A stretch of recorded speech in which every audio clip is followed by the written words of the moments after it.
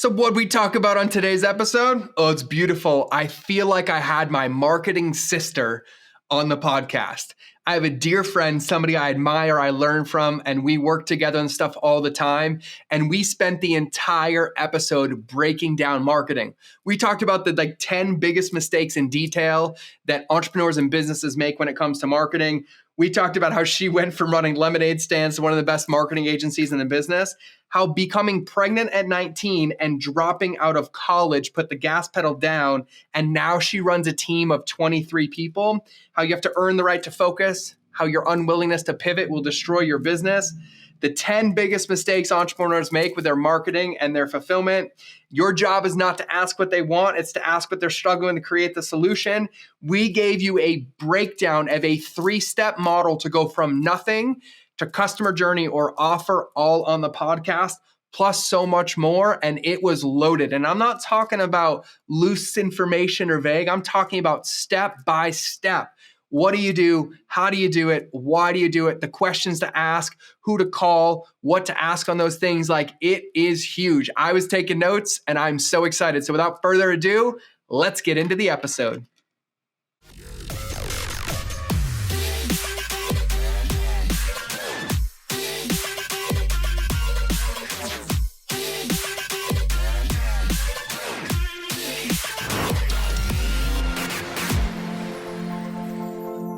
All right, everybody, welcome back to another episode of the Mind of George Show. And today, who are we blessed with? Another badass woman. The end. That's what I would start with, but there's so much more to do it. But for whatever reason, I am surrounded by driven, connected, heart-centered, badass women entrepreneurs that tend to figure out everything and be way better at it than me and most people, which is why I call them my friends. And so today, we have my friend Emily, who I've actually known and been connected to online for quite a few years. And we reconnected when we bumped into each other after I got a shot at a wellness clinic. And it was like, so good to see you. But she started her first business at 19 as a virtual assistant and pregnant, ended up going into the world of marketing, high-level strategy, funnels. It's done all by her and now has a massive team. And my favorite part is that she's not out here transacting with the world. She's inputting her heart, helping people unlock their true voice, being as transparent and authentic as possible, and actually making an impact without any false promises. And so I couldn't be more stoked, more honored to have somebody who I highly respect in the world of marketing and everything that she does on the podcast. So I'd like to welcome Emily Hirsch to the show. Yay. I'm so excited. Thanks for having me. Oh, me too. I am beyond stoked. This is way overdue. And apparently the universe had the same thought when we bumped into each other. Yes, totally. I love it. And by the way, everybody, I had no idea she lived in Austin, but I was in town for the event. I just left my friend's house. I was like, I need some glutathione. I need an NAD. And then I was like, I went and got a shot. And then I was walking by, I think, or she was walking by, and we made eye contact and gave each other that look. And I was like, we did like a double take. Yeah. And then I was like, are you Emily? And you're like, yeah. Are you George? I'm like, yes, we are. And then the rest is history. And now we've been catching up and talking. So it's been incredible. So yeah, so stoked to have you. So stoked to have you. So I am going to try to unpack some of our initial conversations when we reconnected, because I was like, you're my friend. We see the world the same. Why haven't we done this sooner? And I think you have such an interesting perspective because of the world that you're living, where you help other people a little bit differently than me. Like, I help them unlock their voice, but you help them amplify their voice and their business through paid media. And you kind of get to be the bridge between who they are and then how the world gets to see them to help people come into the world. And you do it all so aligned and heart-centered and cared about their impact. And so I love that, and I can't wait to unpack it. But what I would love is, in your own version, just kind of give us the overview of like, who is Emily? Where's Emily from? Like, what even got Emily started as a VA? And then what that evolution went through, just so we get some idea of like how we got here. Yeah. So I'm a young entrepreneur, but have 3 kids and have like massively gone to a more up level of my life fast. And so I've always been an entrepreneur. I'm like the typical like lemonade stand, always had a business. I've actually never had a job. So I've always, had that drive. And then when I was 19, I got pregnant, and it was with my husband now. And so, it was like, we knew we wanted kids. It was just earlier than we were initially planning. And that pushed me into, okay, I need to do something online, because I was like very adamant that I knew I needed to keep working because I just can't not work. Like it's so ingrained in me. And I didn't want to give all that up to becoming a mom. And I know I wouldn't be happy and fulfilled doing that. But I also didn't want to have to send my new baby to daycare. And we could not afford, we were in like an 800 square foot master bedroom, basically, when that happened. So that pushed me to the online world. And that was my first introduction. And I just started as a virtual assistant, basically saying yes to everything and saying like, yeah, I'll figure it out. Like, I'll do that. And so that's what started my business. And with that came Facebook ads and marketing. And it was the same thing of like, yeah, I'll run your ads. Like, I don't know how to do that, but I'll run your ads and I'll figure it out. And I, started, and it quickly grew, I think, because of my drive and how hard I was able to work and just like persistence to the success. And I remember running like my first bigger campaign was for this like huge online summit when those were like really big 7 years ago and everybody was doing them. And I just saw the impact that you could, a successful marketing campaign, how many more people you could reach, and then how many more people you could impact because of that reach, and just how much faster your impact could happen and your growth could happen as a business. And so that was kind of the moment that I started pivoting to just Facebook ads and marketing. And then I started just doing that. And then I had my second, like a couple years later. And at that point I was like, okay, well, I've grown this business to about like $15,000 a month all by myself. And I need help, like if I want to keep growing my business, because now I'm a mom of two.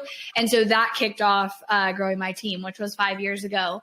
And so now I have a team of 23 employees. I don't actually run the ads. I do all the CEO things now, but I still just love marketing. I love breaking it down so it's really simple for people and allow them to have that impact and have that success in their business that's possible with good marketing. I love it. You and I have so many similarities. It blows my mind because everyone's like, how'd you become a consultant? I was like, I said yes. Yeah. And they're like, what do you mean? I was like, somebody asked me for advice. I gave it to them for free. And then they're like, how much do I owe you? I'm like, for what? Yeah, and they're like, for that. I'm like, why would you pay me for that? And then they're like, bro, you should charge for this. And then Clay Hebert was like, pick a number. Tucker Max was like, double it till somebody says no.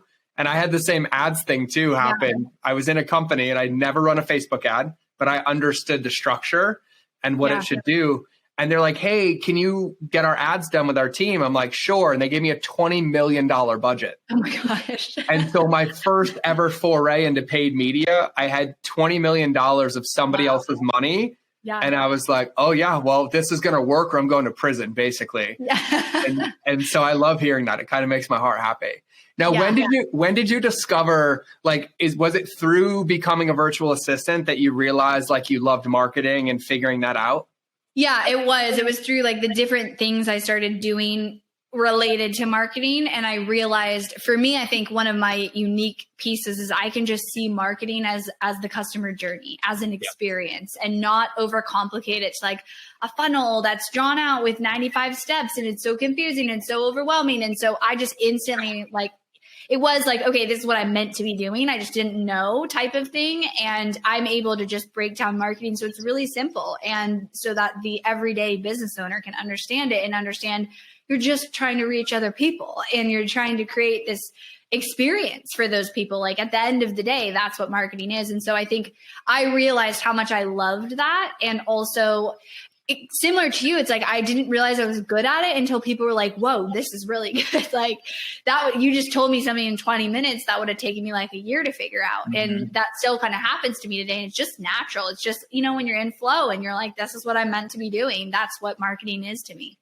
Yeah, I'd be really curious to hear kind of how you think you got into it. Like for me, like when I think about marketing or customer journey, I know why I know it so well. And it's because as a kid that like was homeless and grew up in a drug world and abuse, like I had to get things to survive. And it was never ill intention, but everything was always about like positioning or conversating or asking questions a certain way. And now I like fast forward to here and I was like, oh, that's why I'm so good at customer journey. Like I had to read people and understand what they were feeling. Like, do you know like where you got the proclivity? Because you're really good at it. And I'm always curious. That's such a good question. Nobody's asked me, and I don't even know if I've thought about that. But the first thing that comes to me is like growing up, as with most entrepreneurs, I never fit in, right? Like I was the kid that was in school and I was like, Mom, get me out of school because this is a waste of time. I can do this in 3 hours and I'm sitting there for 7 hours. Like I was in 4th grade and I came home and said that and was like, this is a waste of time. And so I just hate wasting time. And so I did have to like create like convincing arguments to do different things constantly because I wanted to always like blaze my own trail. And I did ultimately, like, you know, getting pregnant at 19, dropping out of college, like that was not what my parents wanted me to do. And that was an extreme example. But even growing up, I had to convince them, I don't want to go that path. I don't want to do it that way just because that's how you're supposed to. And so I think that I did have to create those compelling arguments, but I also think I'm naturally like, I don't waste any time and I see things through that perspective. So I'm able to constantly know if something is valuable or not to the person receiving it and to give that high level of value. And I think I'm just wired that way because for me, like wasting time, I can't. And so I'm able to make impactful marketing strategies, I feel like, because I'm seeing things like I have such high expectations for a delivery of something. Yeah. And then where do you think like that comes from for you? Like, it's funny, like you're over here, like, I hate wasting time. And I'm like, when I got into this, I had to like kick myself in the ass to not waste time. Yeah. And it's like such a different way. Like, have you always kind of been like that, driven of like every time matters? Like, is that because you feel like you're really aligned to like a mission or a calling, or like, where do you get that from? Yeah, I mean, I really do think I'm like slightly wired this way because it has been since I was little. I am also the oldest of 4. So it's like I was the oldest. I had to, you know, I was the leader. I was like the one going out and doing things. My parents definitely taught like ambition, and they're both ambitious and they're both entrepreneurs. But I think that I just also have this value of like strive to be better than yesterday. And so for me, like I get so restless and uncomfortable if I'm not growing and I'm not moving forward, like if I'm stagnant. And so I think that's where the wasting time comes from, is because I associate that with like stagnation and not growing. And so since I was a kid, I definitely, I mean, and probably there's part of that of like that got me recognition from people, right? And like when you're blazing your own trail, you got to do the things that still get you recognition because you're not doing the standard, you know, way of doing things. So that's probably there too. Yeah. Yeah, that for sure. Cause I was going to ask you, because like, I think about a lot of like, even what I do today, like, you know, people are calling me now and they're like, George, like, I need to build better relationships with my customers. I'm like, oh, you mean like I told you 8 years ago? And they're like, yeah. But like, I remember like, I felt like a crazy person. And then I'd have to like translate it down because it gets lonely, you know, just like carving that path. And I do require a little bit of like edification or validation. And I think in the beginning, it was a little bit harder, but once it started working, I started getting it from the customers and from the people who were responding. Yeah. But in the beginning, it was almost like choosing to be a black sheep, which even in the world that we live in now, I still think you and I and probably the 5 other people I can name off the top of my head fully integrously willingly wear that label because we stand for something different. We're like, hey, there's human beings on the other side of this. It can be aligned and it can make money. It can be consciously prosperous. And I love that. Now I have a question for you. And this is kind of like a selfish personal question because you talked about it earlier and we have this in common as well. You're like, when I became a VA, I just kind of said yes to everything. So this is kind of like a 2-parter. Yeah. Number one, I believe most people undervalue the value of practice and trying until you realize something sticks or doesn't stick. Like, I think all too often I see people all the time. They're like, well, this is my one thing, but I don't really like it. I'm like, well, what else have you tried? And they're like, well, nothing. Yeah. And it's like, I know when I became an entrepreneur, it was by accident. I was in the Marine Corps. I was getting, you know, medically separated, and that my whole retirement plan went out the window. And then I was food blogging as a hobby. And then I was like, I need to figure this out. But I didn't go read a book. I didn't go open YouTube videos. I asked the people who were paying attention to me. Yeah. And they're like, hey, we'd love an ebook. And I'm like, crap, how do I make an ebook? And I didn't go like read books. I'm like, what's the minimum way I can make the ebook to get the experience and then go? Is that how it was like for you as well? Like it was almost like, just go. And then when I need to figure something out, I figure it out in that moment. I either keep it or I let it go and then keep going. Yeah. And there was no like, okay, here's my 5-year plan. Yeah. I had no plan. I didn't, no intention of growing the team that I have now and the business. So I think that's so important in the beginning. And nobody really talks about that because there's so much about like focus and say no to a bunch of things. But it's like, you have to earn that right once you're an expert at something already and you can specialize in that thing. And if you don't know what that is, you can't sit there and wait for someone to tell you what that is, which so many people do of like, let me buy this program or hire this coach or whatever, because they're going to tell me what I need to do and they're going to do it for me. But it's like, you have to go earn that status by doing a bunch of things and failing at 9 out of 10 of them and realizing I hate this or I'm not good at this, or like, then you're going to strike gold at maybe that one thing, right? Like I had marketing was not on the radar until I got into virtual assistant, which I am naturally like, I can schedule appointments and I can like do basic admin stuff. And it was like, okay, I can make money doing this at $18 an hour. And then it just led to the next thing. But I humbly went into it with, it's $18 an hour and I'm just going to work my ass off until I'm successful and I can earn the right to move up to the next level. And nobody can do that for me. Yeah. Yeah. I'm so glad that you're saying this because I don't feel like an echo chamber either, because the way that you describe it of like having to earn the right, like I still do that every day. Like, I go in and like we had one of my companies, it's like our creative team was kind of slacking and they're like, we can't do this. And so literally this was 8 months ago.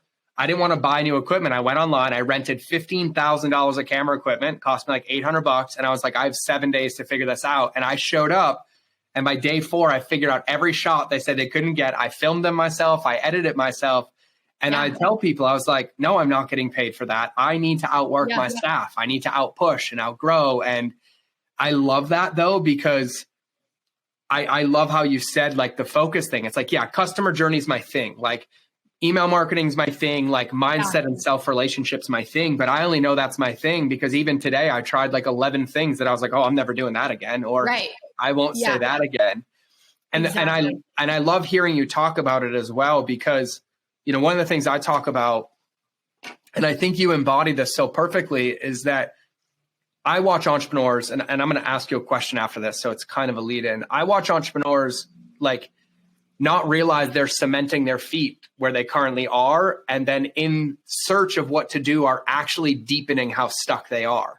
Because it's like, I'm going to consume more. I'm going to wait for somebody else to tell me. I'm going to read another book. But if we're not in motion, that actually just becomes more overwhelming evidence to stay stuck. Yeah. And I look at it like I use analogies all the time, but I look at it, it's like, if you tell me in a year you want to run a marathon, you can read every book you want, you can buy the best shoes you want, best gear you want. But if you don't put your shoes on and hit the pavement today, you'll never run the race. Yeah. And it sounds like this is why you and I get along so well. I'm like, I want to run a marathon. What do I know? Nothing, but I should probably go run today. Yeah.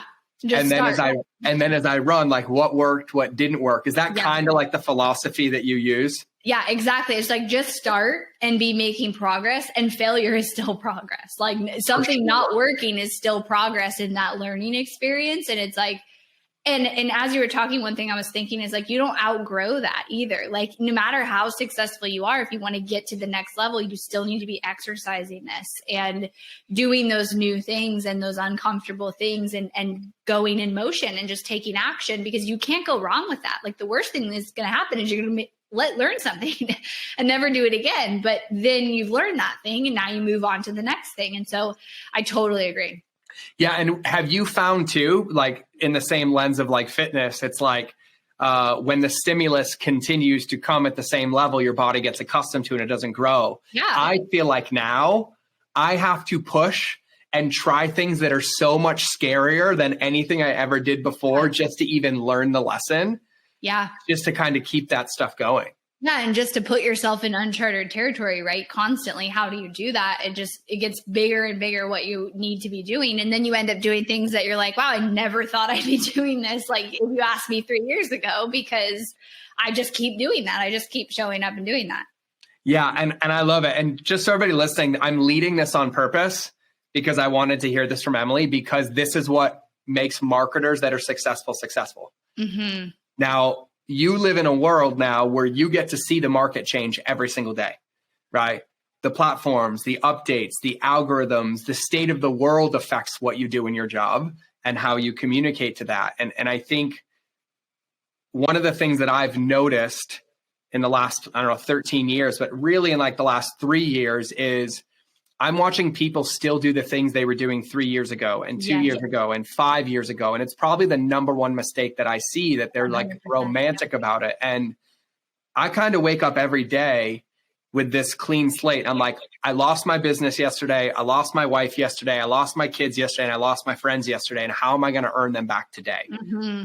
And that's kind of the lens in which I see marketing, because even in the last 3 weeks, I've tried 11 things, and one led to a $100,000 phone call, 7 didn't work, 2 led to a keynote, and then 1 led to a TV show kind of out of nowhere.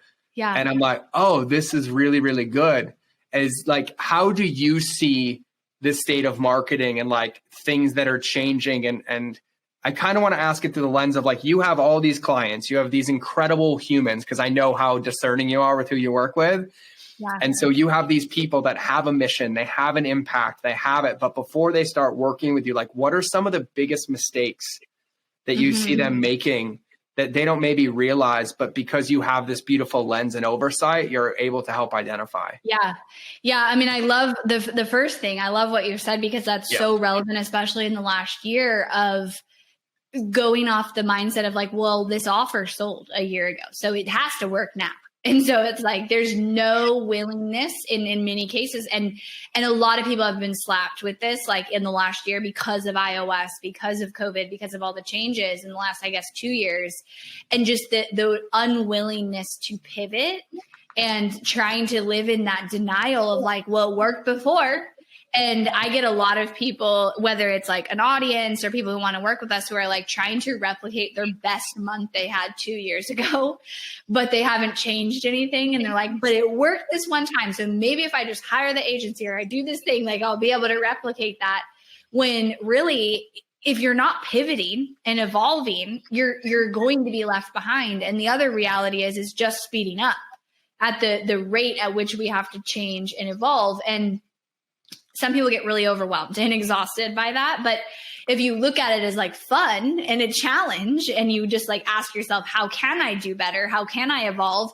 And look at how, what is my audience going through right now? What are my customers, my leads going through? And you listen, it's easy. You just, solve the problems that they're having and you meet them where they're at. So I think right now in this current state, that is a huge mistake that people are making, and just denying themselves the reality of like ad costs and the changes that have happened and the saturation in the market and just the distrust that's out there in terms of like webinars and courses and all the things. And the fact that people don't even really want that many courses anymore if there's not one-on-one support in it. Like all those things that if you just listen for a second to your audience, you'll just quickly learn, in a week. So that is a huge mistake. People are currently making that mistake a lot, and we have, are setting them straight with that. Yeah, I love that. And I want to dive into that one a little bit too, because I think you and I have this lens of like, we think like this, but this has come through years and years of smashing what felt like to me head on the wall of like, how do I get in? How do I understand? How do I do it? And so when you say like, listen to your customers, right? I know what that means, but like, can you explain like kind of like how you see that, how you go about that, how you find those connections? Because I think it's really important. Yeah. I mean, one of the best things I can say to do is actually get on calls with your audience and with your customers and interview them and ask them what they're struggling with. I know you went through a big transformation with COVID. I did too last year with iOS. And when things were feeling hard and it was like, why is this not selling? We talked to 50 of our customers. We got on one-on-one interviews. And we're like, that's the only way that I know how to figure this out, is like not guess and sit there and try to speculate, but to put myself in their position, to ask them what they're struggling with, and then to come up with the solution. And I redid both my offers in the last year because I had to meet people where they were. So it means listening to the struggles, to the frustrations, to the new struggles that they're having too, because things are always changing. And then your job is not to ask somebody like, what do you want? And then just go make it. It's to ask them what they're struggling with and maybe what they're trying, and things that haven't worked. And then your job is to now come up with the solution for them. And I think people get that wrong too. They're like, okay, I'll go ask my customers, like, what would you buy from me? And there's that famous saying of, if Henry Ford asked like people what they want, they would have said a faster horse, and then you invented an automobile. And I love that, because it's like, also your job to serve your customers is to come up with the solutions for them to the problems they're experiencing, but you have to be in tune with the problems they're experiencing. Yeah. And this, I want to unpack this a little bit, because this is probably numero 2 on my list. Like number 1 is like, it's almost like that romanticism of it used to work, and the denial, like being a huge one and not willing to pivot. But number 2 is this one. And I'd say this is probably the one that gets the biggest amount of momentum for me with every client, every one-on-one client, every company I come consult. It's that, everyone's like, George, like, how did you scale that business? I was like, well, I actually took time to pay attention to what people were saying and not saying.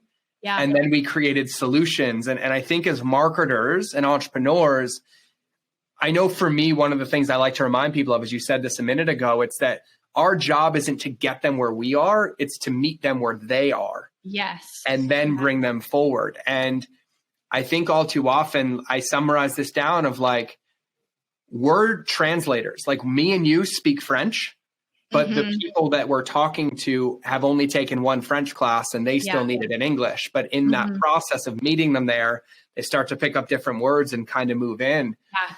And so this is something that I see more than anything. And like, 0-point data always works. Get on the phone call, get on all of it. Another one, and I would be curious to hear your thoughts on this, because I know a lot of your clientele aren't solo person shows. They have a team. Right. And one of the other big holes that I see this in, that I help communicate with, is that I'll see the CEO or the entrepreneur, the face, think they don't know, but they've also never given the space to their team, and their team typically knows. They're like, no, they see it because they're interfacing. Like, do you see that too? Yeah, I mean, they're on the front lines. Like that's kind of the experience I have, is like my ads managers are working with clients. I'm not. And so when we went through the revision of our offer, we did like a 2-hour call with our ads managers saying like, how do we make our offer the best out there? What would you do if you were the CEO? What would you do? What would you add? What do they need? And it was things I would never have come up with, or I would never have seen, because I'm not in that day to day 100%. Yeah, no, I think that's huge. And so in this lens of like listening to customers, like we have phone calls, like what are some of the other things that you guys do or you recommend or people can do to kind of get in tune, right? Because we have groups and we have social platforms, and we're going to get but they're everywhere. Like, what do I do? Like, what are some of the things you do? Yeah, I mean, the phone calls, surveys are great. And then anytime I do like a webinar or some live experience, I'm very strategic with the chat and making sure I ask the right questions and I see what people are saying. And like, we study that chat after the webinar and, download the file and pay attention to that.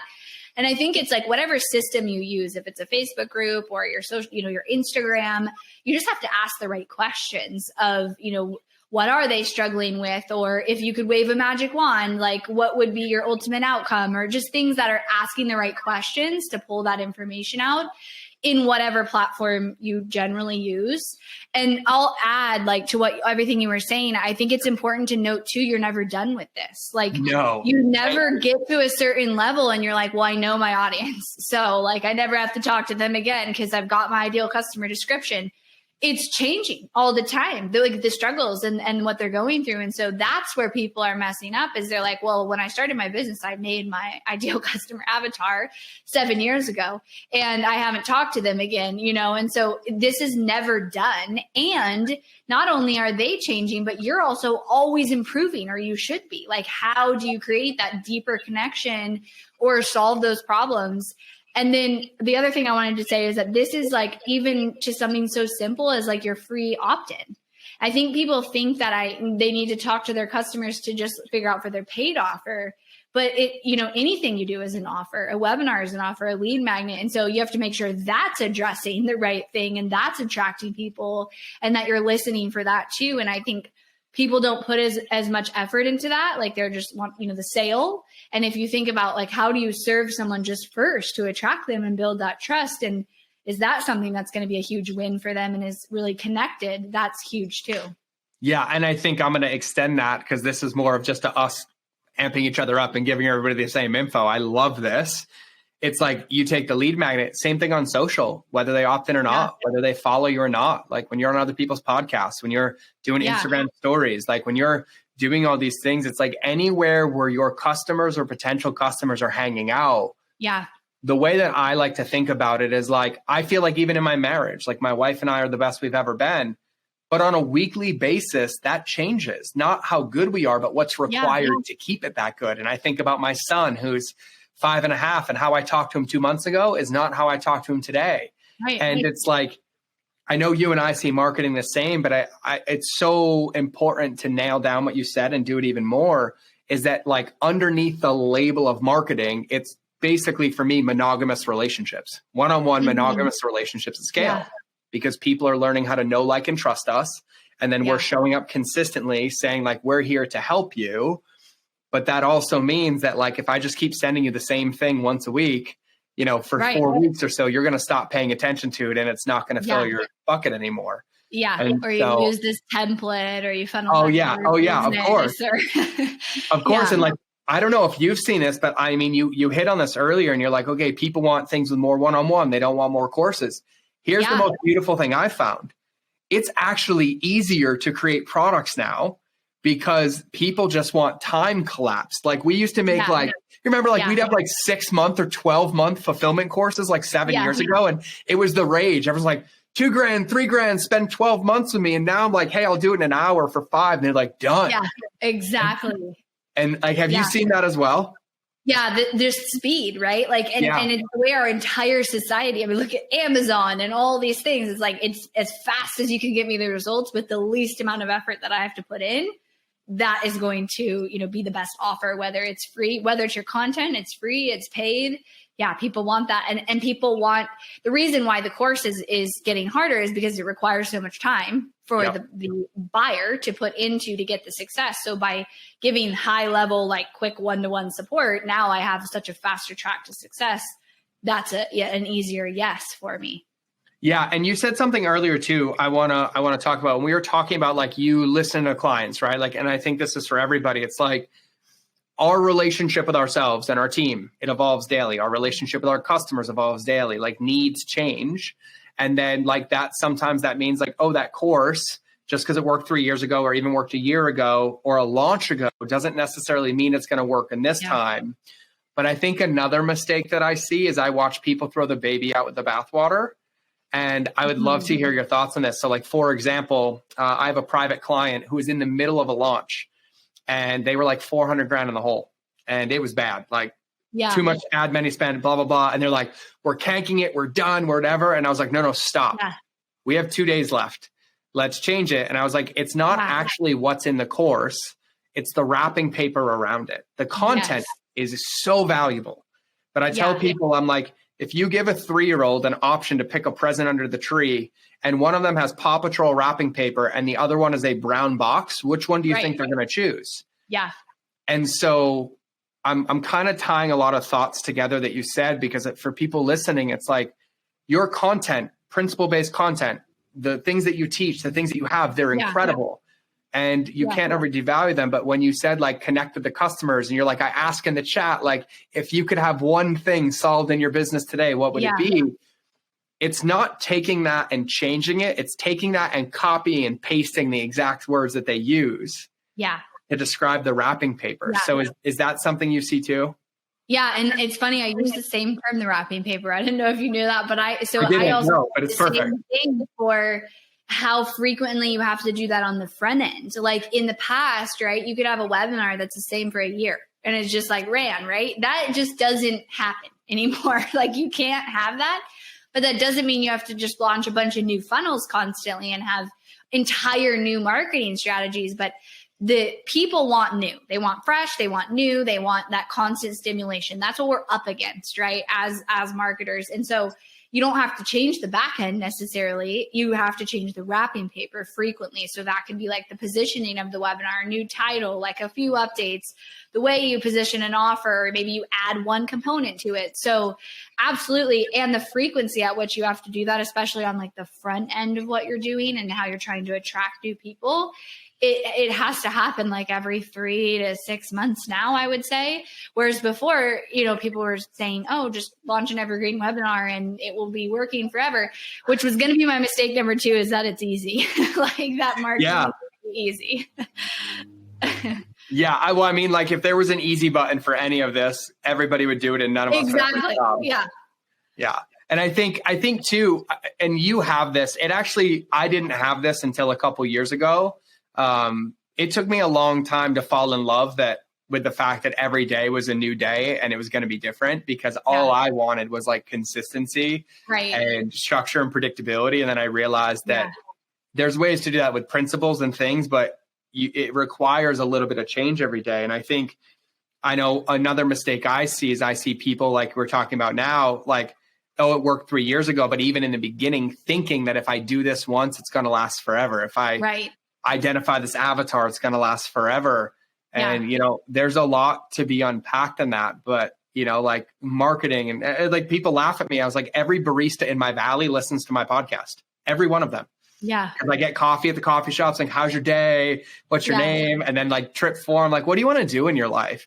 And they're like, boom, boom, boom. I was like, oh my God, I have a podcast episode of that. You want to listen to it? And then like, no joke, funny story. My wife calls me yesterday. She's out of town and she's like, hey, our nanny's out for the month. I was like, I know. And she's like, I have somebody coming over to help for the next couple of days. Her name's Summer. She'll be there at 4. Summer walks in the door and she's like, I know you. And I was like, where do I know you from? She's like, I used to work at that coffee shop till they closed and I still listen to your podcast. Oh my gosh. And so my new nanny walked in the house yesterday and she's been listening to my podcast. I thought it was absolutely hilarious. That's so great. I love that. So when you think about this, I want to actually go back to all the way kind of what you said in the beginning of like your intro, right? Where like why you fell in love with marketing. And you talked about how you see that as not necessarily marketing or complication, but how can I deliver this kind of high class experience in as simply or minimum effectively as a dose as possible. Yeah. And it sounds like even if we think about the mistakes that people have made and it's like, hey, it might change every day and you're going to have to be connected to your customers. Like, I'd love to actually selfishly hear like kind of how your process is for like working backwards of like, this is where I want them to go. And like, how do I create this experience? Because what we see, and I know you see this, is like, someone's like, oh, my funnel's not working. I'm like, well, let me see it in sticky notes. And they're like, I don't own enough sticky notes. Yeah. And I was like, oh my God, like, okay, cool. Right. And so I kind of like love to hear like your philosophy or like your thought process around like how you think about customer journeys and how you think about getting people there. Yeah. Yeah, absolutely. So I think that I always start with like, okay, where's the end result for that business? Like if a new company is coming to me, like, what should my strategy be? That end result, we start there and then just put yourself in the position. Like you are your ideal customer. You're going to come into contact with your brand one time and like, what is that experience? And being kind of creative with it too, of like, what would you want that experience to be? Like they see a podcast episode and it's about this thing. And then you give them this free gift or a webinar or whatever it is. And then you ultimately bring them to the sale. Now, I do believe with marketing, there's core foundational principles that are never going to change. And so the concept of deliver value, create a gap that your offer can fill, and then sell your offer with urgency, that's forever going to work. It's just how you do it and the messaging and the wrapping paper. So when you talk about like creating custom experiences and those things, that doesn't equal complication and overwhelm. And that's, I think, a disconnect is people think they need these like 20-step funnels and all these pieces. And if you break it down of just, I think it's build the audience. How are you going to do that? What content are you going to create? How are you going to provide value completely for free? And how are you going to be the best? If someone comes into contact with your content, let's start there. How is it going to be the best thing they ever saw? It is so valuable. And then you move to like, okay, how are you going to generate leads? How are you going to provide that value? And within that experience, create the gap that your offer fills. That's the important piece too. Is people miss that. They're like, okay, I need to give value. So I'm going to give a free like 12 video series that answers all their problems and gives them like an overwhelming to-do list. And now they don't want my offer. So there's still strategy behind it, but it also doesn't equal complication. And so we do use still a lot of webinars and live challenges and experiences like that, because those are foundational. I mean, it existed before digital marketing, right? People come to your house and like give you a valuable presentation, or they go to the office building. So like those are not going to change. You just have to evolve with, I think what has changed is like how long the webinar is, or the way that you're delivering, the speed at which people want the results that they're getting. And so those foundational things aren't going to change, but then you have to ask yourself, is this what my audience wants? And that's where I see people make the mistake of like doing a challenge because they saw somebody else do it, but their audience is never going to participate in a challenge or watch a 90-minute webinar. And so that's where you have to say like, is this what my audience wants? And customize it for your business. And then it's like, don't be afraid to test. Because so many questions I get asked, I'm like, I don't know the answer. You need to go try those 2 things. And then you need to come back and tell me how they did and what worked for you, because you don't know until you try that and you actually get the data.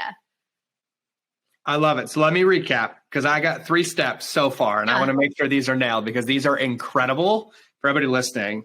Number 1 is like, how are you going to build an audience? Like, what is your message? And I'm assuming for you, it's like, what are you passionate about? What do you know that you can help people with? Like, how do you know you can get them there? And then creating the content to figure out where you want to build an audience and how you're going to build it would be step 1. And then once that's in process, paying attention and asking yourself, okay, how am I going to generate leads? Which means how am I going to get somebody in a committed relationship with an email or on phone calls?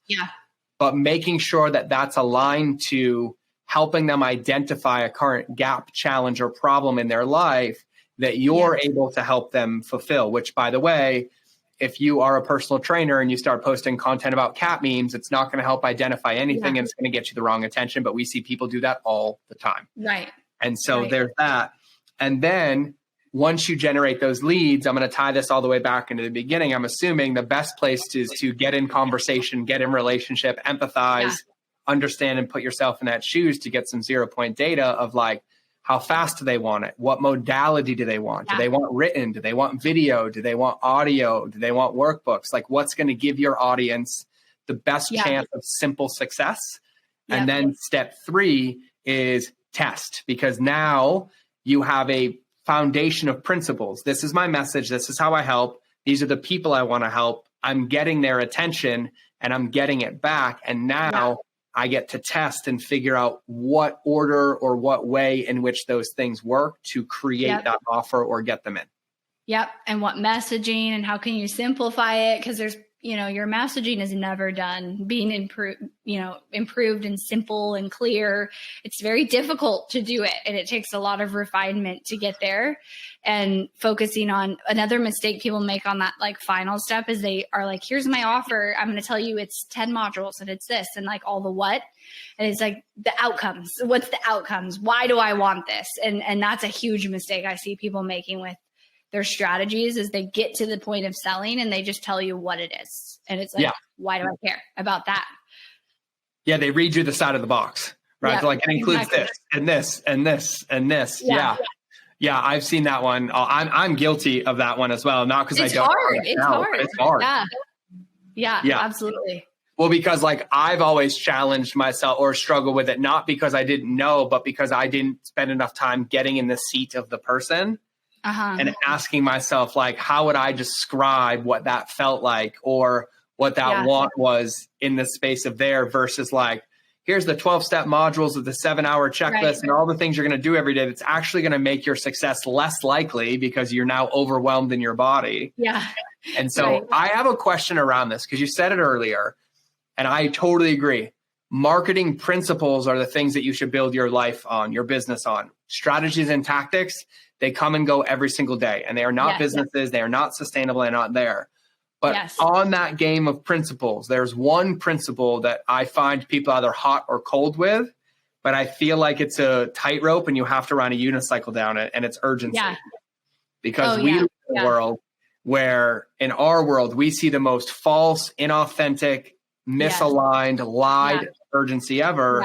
And then on the other hand, we see this very soft urgency, but urgency is not a marketing concept. It's a human concept or construct based on Parkinson's law, right? We'll fill whatever container we create. We have that. How do you handle urgency, like ethically? Like, how do you see it? How do you incorporate it? Like, I'd actually love to hear your thoughts on this. I mean, I think that, like you said, urgency, it works and it's always going to work. The key is that it's real. And because if you don't use real urgency, you're going to instantly lose trust. And so the next time you say, oh, it's limited spots or whatever the thing is you're trying to create urgency around, the people aren't going to believe you. Your audience isn't going to believe you. And so that's actually like a terrible strategy because it might work one time, but then the damage it does is going to be worse than not doing that. So I encourage urgency, but it's real. So it's like, if there's a bonus that's 72 hours, I don't care if someone comes in at 73 hours after, like, you don't get the bonus. Next time when I say that, you'll take action and you'll do that. And you have to operate that way and create, bonuses and urgency and scarcity. I love that. And I think that because anyone is, if it's going to be taken away from me, I'm going to take action faster, right? That's human nature. So urgency is necessary to push people to make decisions and to do something, but it has to be real, or it may work one time, but the trust that you lose from doing false urgency, it's like you never redirect the page or whatever, the card's never closed, all that stuff. Like, I'm so not for that because it just does more damage than it ever could do good.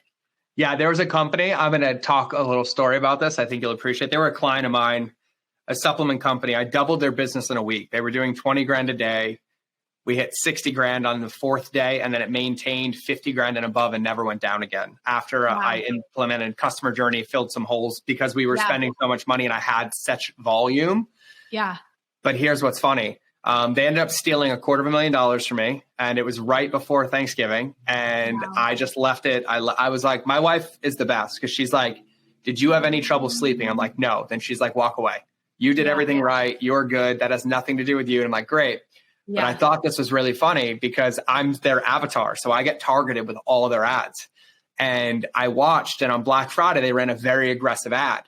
And then it was like in January, I saw the ad again still running. And it was working really well. And I heard a couple people referencing, they were talking about they're still running a Black Friday. They forgot to take it down. And I was like, oh, this is going to hurt bad. They just don't realize it yet. Right. And I think it was like March. If you went into the comments, it destroyed them. And then they went out of business about 3 months later. Wow. And I don't know correlation wise, but I was like, I don't think people truly think about that temporary feeling and the permanent long-term damage that it causes. Long-term. Exactly. Because you can't get it back once it's gone. Like once it's gone, it's gone. And it's not, I'm going to get them back. It's, I have to go find new people again. But now you have an anti-marketing machine in the world. Right. That is basically like, why would you do that? They didn't lie. They didn't do whatever. And also, and I'm sure you think like this as well. This is actually one of the biggest holes I find in not even in urgency and offers and in funnels, but even in fulfillment with things. Like I'll watch companies like, hey, we'll send you that next week, and they don't send it, or you'll get an email in 20 minutes and it comes 2 days later, or, you know, like DM me and I'll respond in 24 hours. I think a lot of people miss how important the integrity of their word is and the follow through, because all it does is slowly erodes trust. And every time there's a hole, like it's that analogy, it's like, you can nail a hole in the fence and you can hurt somebody and then you can take it out, but the hole remains no matter how many times you say sorry. Right. And, so it's that experience that you're damaging, and you know, the first impressions and the trust, and you can't redo that. Honestly, once it's there, it's there. So I completely agree. Yeah. One of my laws in like the customer journey model, it talks about like, and Maya Angelou said it, like people don't remember what to say. They remember how you make them feel. Yeah. And I was like, listen, you get the first impression once and you either make it right or you'll spend the rest of your life trying to recover it back to half of what it could have been. So true. Yeah. And it's, and I, if you have a thought on that, go, because I'm about to. I think that at the end of the day, it's part of it is because people, you know, it's a lot of like solopreneurs, bootstrap businesses, and it's hard to keep up with all those things. But I think sometimes there's a lot of benefit in just slowing down and auditing all those little points. And because I get it, you know, like you've got a tech problem and the email's not sending right, but it's like, how long has it been since you looked at those things and since you audited them and you looked for the areas for improvement, not just in the marketing, but also in the delivery. And that, I mean, I put more effort. That's one of my secrets. I tell people is like, I put more effort in my delivery than I do my marketing, hands down. And I'm a marketer. Yeah. Because like the referrals and the reputation comes from that commitment of constantly improving that. And so I think that people are so exhausted from the marketing side of things and just like trying to get the customer, that thing, unfortunately, it falls by the wayside. And then, but you don't realize it costs way more to acquire a customer than retain one. So that experience, and even if it's like you're describing it before they become a customer, like the email is wrong, whether you like it or not, that's a small hole that it could taint them becoming a customer in the future. So it's worth it to slow down and be really critical of all those components, and also frequently look at them and make sure something hasn't broken and doesn't need to be fixed. Yeah. And it's, I'm the same way. I'm a marketer, but I think, when I explain this to people, I'm like, marketing's job is to get somebody to go from dating around to a monogamous relationship. Yeah. And once that commitment happens, the new job becomes to keep the relationship. And so no matter what we do, marketing is to get people to raise their hand, but the game doesn't even begin until their hand is raised and they come into the world. And then that's where marketing takes over, because I feel like the efficacy of marketing is in what happens once they're in, and it has to match what's advertised on the front. And that's how we scale most of these businesses. It's not like, I tell everybody, scale comes from retention, not acquisition. Yes. Not acquisition at all, right? Because if you're pouring water in a bucket with more holes in it than you can pour water in, like, they're never going to stick around. And Jonah Berger talks about this a ton in Contagious, but it was like 2 years ago, the last stat was like 86% of all marketing was word of mouth.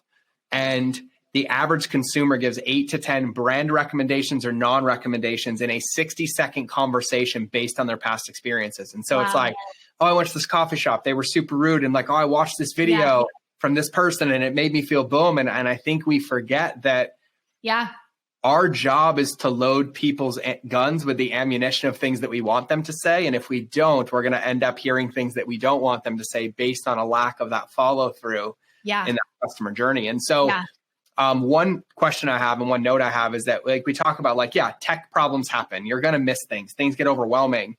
But one of the biggest things with you is like kind of this authenticity and transparency. And I found, like, we're all going to make mistakes. I've promised things and they haven't come out, or we missed it, or an email was broken. Yeah.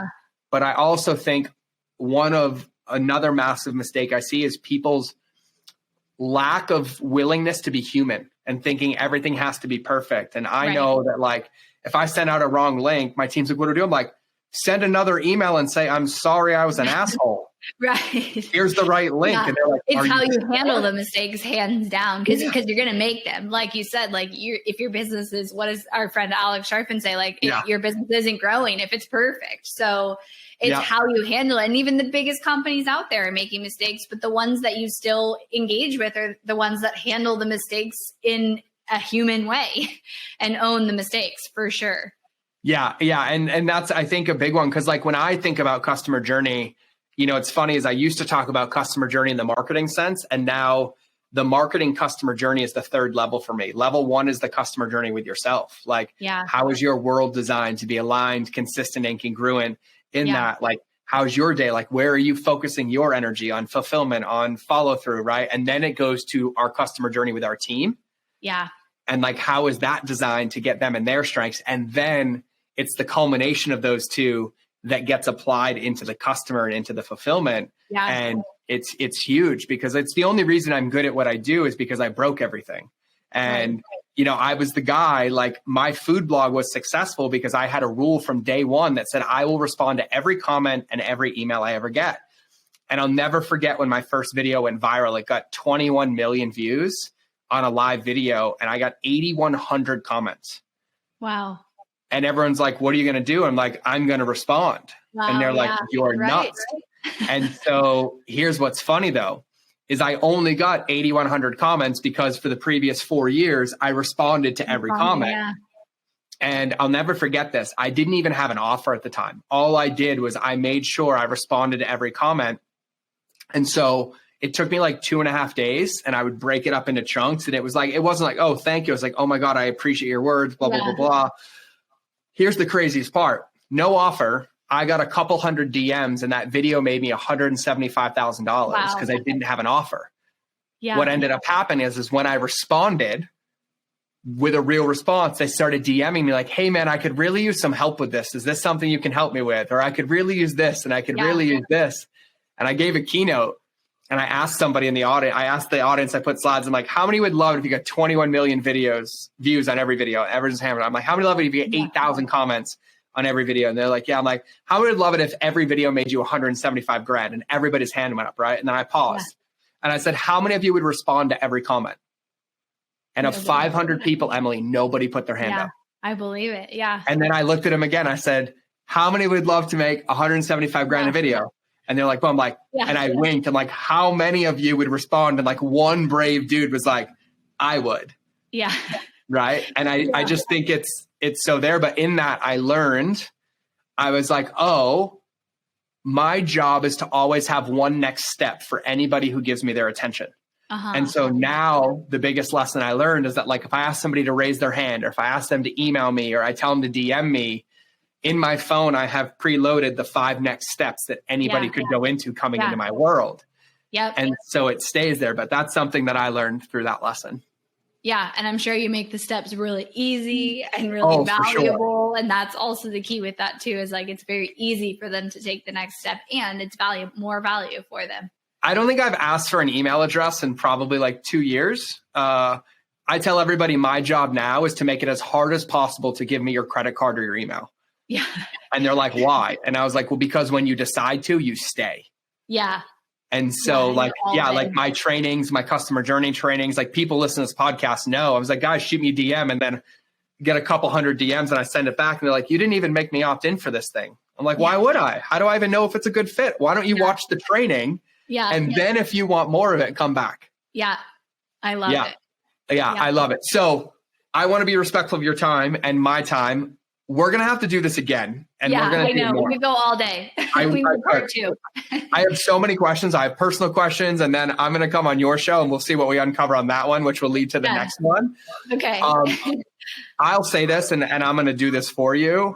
I consider you somebody that I can wholeheartedly trust and recommend that is fully aligned and believes and lives exactly what they teach. And you're one of the few in my Rolodex of people that I recommend. And so I just, number one, want to thank you for that. Like from the bottom of my heart, you are way fucking smarter than me. And so I have notes to take and I appreciate that. Number two is I also love the value that you put into the world, the way that you do your podcast, like how much you give away and what you do. And so we were talking before the call and I was like, where should we send everybody? And I was like, all right, guys, I'm going to make this really, really easy. I'm just going to send you to her website because you can get a marketing audit. You can get a Facebook ads. What was it? Like a swipe file? Yeah. Yeah. Your podcast is on there, which is incredible. And I will be a guest soon or next week or this week or sometime next week or something like that. And it will come out. But I don't know how this feels for you, but like for everybody listening, when I decide to take over the intro to the stuff, it's because I really believe in it. And I'm going to send this podcast to my team to listen to after so we can take some notes and make sure that we're aligned. And so if you are listening to this, I need you to do yourself a giant favor and be willing to stretch and willing to learn and go to her website. It is hirschmarketing.com without a C. Will you spell it for everybody, please? So it's in your voice. Hirsch is Hirsch. Yeah. Marketing.com. Yeah. Hirschmarketing.com. Not to mention, it's a beautiful website, to be really, really frank with you, but you'll get everything you need. Grab a podcast, pick one, listen to it, try something, put it into practice, take the marketing audit. I mean, like, go take a peek. And if you want to understand why she's qualified to give the advice she is and why when I saw her and caught up, I'm like, Emily, if I need help, can I call you? Can you answer some questions for me? Because by the way, your brain works way better in structure than mine.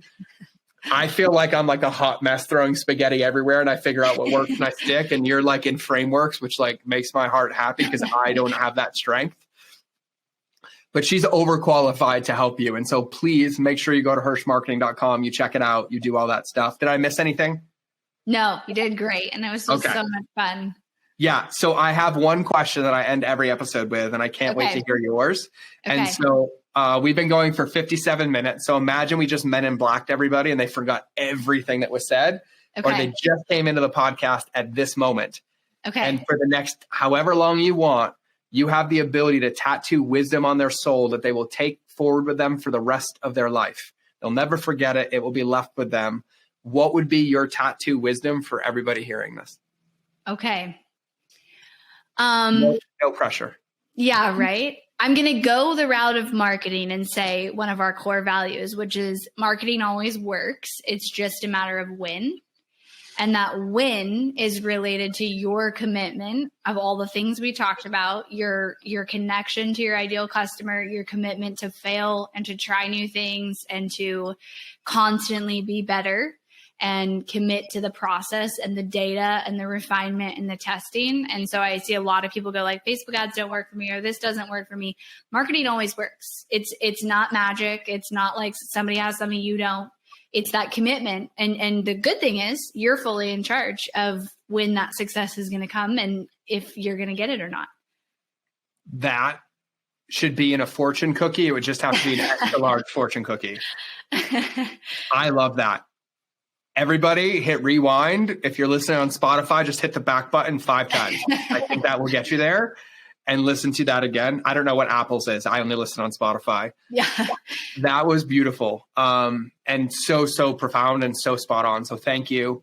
And thank you so much for being here and giving us the gift of your time and being a friend and just being incredible and being a leader and just doing all the things the right way as a mother, as an entrepreneur, as a team lead for 23 people and all the people that you've helped. Just for everybody listening, I just want to say thank you. It's great to be surrounded by company as powerful and amazing as you. So thank you. Right back at you. Thank you for having me. I look forward to lots more conversations like this. Oh, there's plenty. I have a couple of questions when we're done hitting record. So for everybody listening, make sure you go to hirschmarketing.com and stalk Emily everywhere on the interwebs, because I think you'd be committing a grave mistake by not doing that, but that choice is yours. You don't listen to the podcast to not do what I say, so I would highly recommend taking that action. So without further ado, I'm going to cue the outro. So you'll either see me in the next episode or you'll hear me in your earballs. But most importantly, remember, relationships will always beat algorithms, especially the one with yourself. So have a good day, and I will see you soon.